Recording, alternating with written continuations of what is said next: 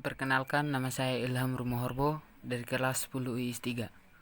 Pada video kali ini, saya ingin menjelaskan tentang renang gaya dada.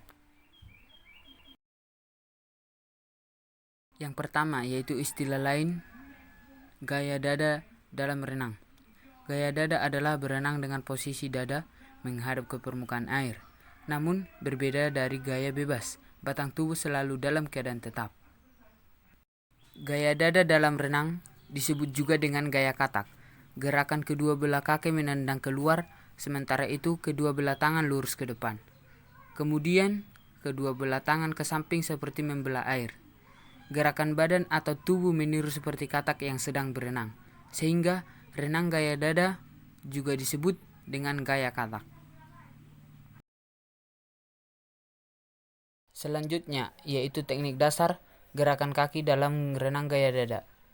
Cara melatih gerakan kaki pada gaya katak ini sangatlah penting, karena dengan gerakan kaki yang benar, maka dapat menambah kecepatan kita di saat berenang.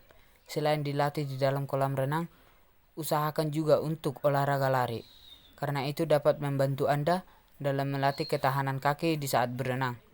Berikut ini ada beberapa cara melatih gerakan kaki saat berenang gaya katak. Pertama, setelah meluncur posisi badan harus terlungkup sejajar dengan air kolam. Langkah kedua, tarik kaki secara bersamaan ke samping. Kemudian, kaki diluruskan kembali seperti posisi kaki katak saat berenang. Ketiga, lakukan lecutan saat kaki akan melakukan gerakan menutup. 4. Lakukan gerakan tersebut dengan santai, agar gerakannya benar. Kemudian, lakukan secara berulang sampai benar. Atau untuk lebih jelasnya, bisa dilihat gambar di bawah ini.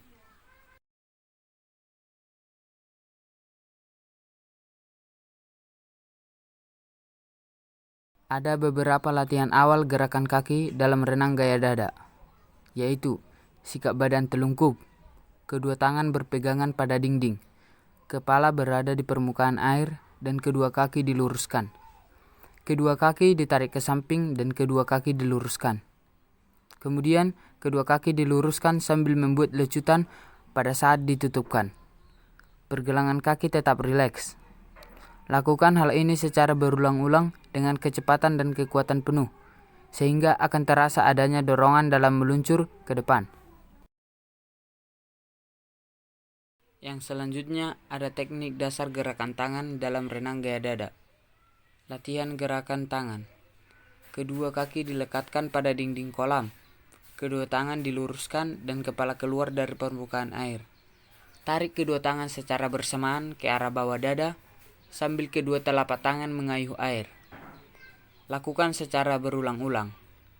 Dapat dilakukan dengan bantuan papan peluncur. Untuk lebih jelasnya, perhatikan gerakan tangan di bawah ini.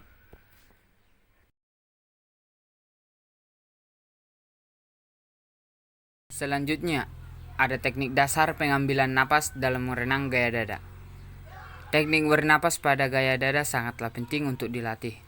Karena jika kita tidak dapat mengambil napas dengan benar, maka dapat mengakibatkan tenaga kita cepat habis dan akhirnya membuat gerakan kita semakin melambat. Yang perlu diperhatikan dalam mengambil nafas adalah kepala harus naik ke atas permukaan air saat menghirup udara. Hal ini dilakukan ketika tangan diayunkan ke belakang dan condong ke bawah, karena gerakan tersebut dapat membuat badan sedikit terangkat dan memudahkan untuk bernafas. Setelah itu, buang nafas di dalam air secara pelan-pelan.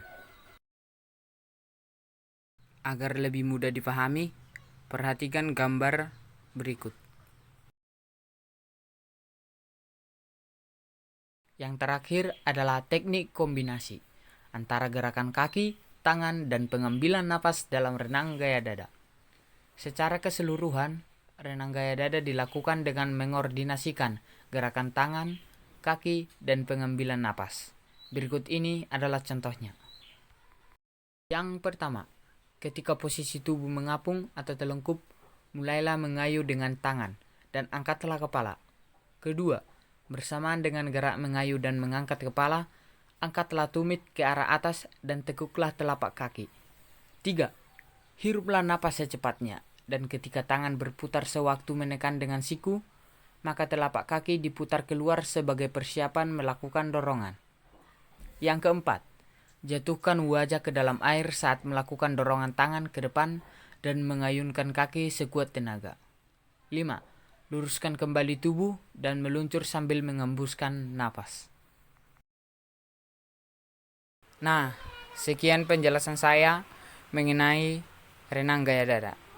Apabila ada kesilapan di dalam berbicara, saya harap dimaklumi. Sekian dan terima kasih.